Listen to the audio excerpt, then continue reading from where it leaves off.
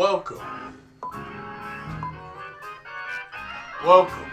Wanted to do something just a little different for Black History Month to give you a black thought once a day. So hopefully these videos, as we go through the month, will share with you some inspiration and thought on what it means to be black in America.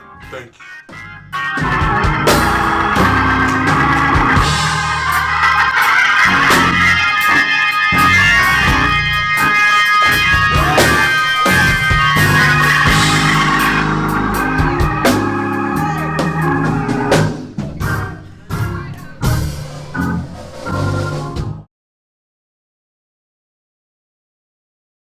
Jesus says, "Come unto me, those who feel anxious and sad, and I will give you rest. Come unto me, those who feel bogged down with endless experiences and worries associated with the pandemic, and I will give you rest. Come to me, those who have lost a beloved one and feel the void every single day, and I will give you rest. Come to me, those who feel depleted while fighting for the political and economic needs of others, and I will give you rest. Come to me, those who are disenfranchised for their race and socioeconomic status or hated for who they love, and I will give you rest. Come to me, those who feel confused about what their future might be, and I will give you rest. Come to me."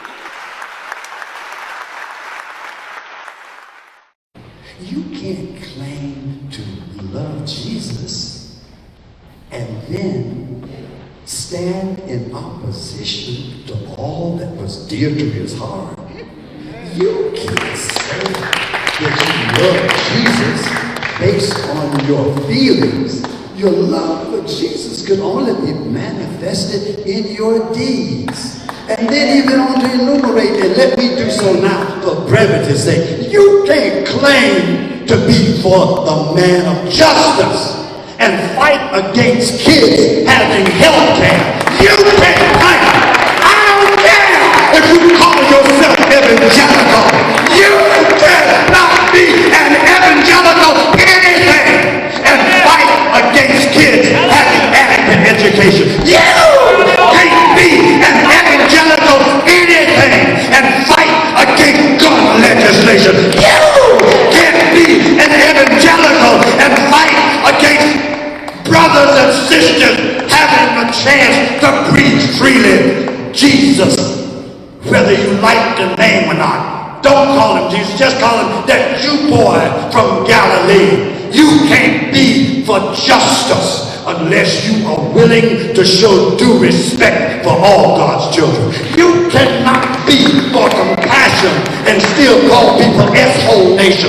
You cannot be a person that is in God's care and love and favor and then deny people a just wage. You cannot continue to normalize poverty in the United States of America as if it's just somehow collateral damage of our economic free market value system.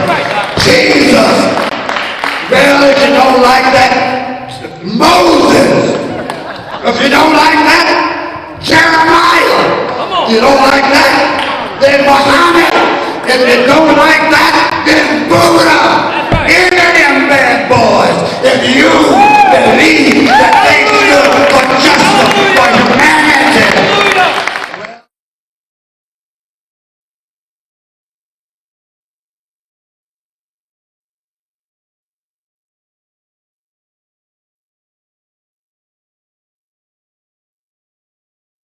we are a unique people on this soil. We came here under singular circumstances. No other group was forced to come here in chains in the bowels of a ship.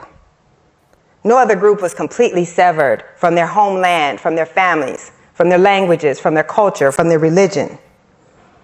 But as sociologist Glenn Bracey wrote, out of the ashes of white denigration, we gave birth to ourselves. Those who were enslaved, who were treated not as human beings but as property, created ourselves a new culture here. isolated both from our native lands and forcibly segregated from both mainstream white culture and from our home, we created what became really the only truly unique American culture that exists. You could say that those who were considered the least American have actually turned out to be the most. When the world hears quintessential American music, it is our voice that they hear. When they see the unique style and the avant-garde flair of Black Americans, this came from enslaved people's determination to exert our individuality in a system of chattel slavery that tried to take every sense of our humanity. When people snicker at Black naming practices, those naming practices of our most marginalized who refuse to take the European names of the people who owned us, but also to take the names of an African continent from which we've never visited, but to create our own, this is an act of resistance. It is not something for us to deride. The things that we have most maligned about Black people have actually been signs of our resilience and our determination to thrive under the most brutal circumstances. That Black people are very inconvenient to this country's narrative. In order to justify slavery and our original sin and the fact that we were not an exceptional nation, but one of many slave nations, we had to say that Black people were the problem. And we have spent 400 years studying the way that Black people are the problem. I would like to offer tonight, in this 400th year, we need to stop thinking of Black people as the problem and start seeing us as a solution.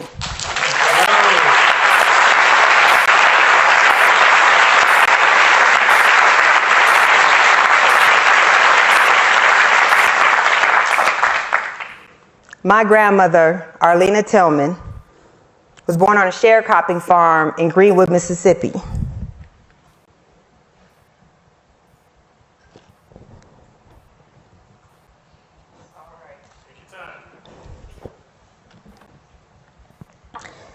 She spent most of her adult life under racial apartheid. She moved north thinking things were going to be better, but she didn't find a promised land there either. She never got to live her dreams. Like so many of our ancestors, she bore what she did so that we might be here today. And though she did not live to see this moment, though so many of our ancestors did not live to see this moment, we, the 40 million descendants of those who were enslaved in this country, we are the testimony. This project is above all else an attempt to set the record straight. To finally, in this 400th year, to tell the truth about who we are as a people and who we are as a nation and who we can be if we ever are willing to give up that lie. It is time to stop hiding our sins, but to confront them. And then in confronting them, it is time to make them right. I thank you all for coming and joining us tonight. And I hope that this is the place where we start. Thank you.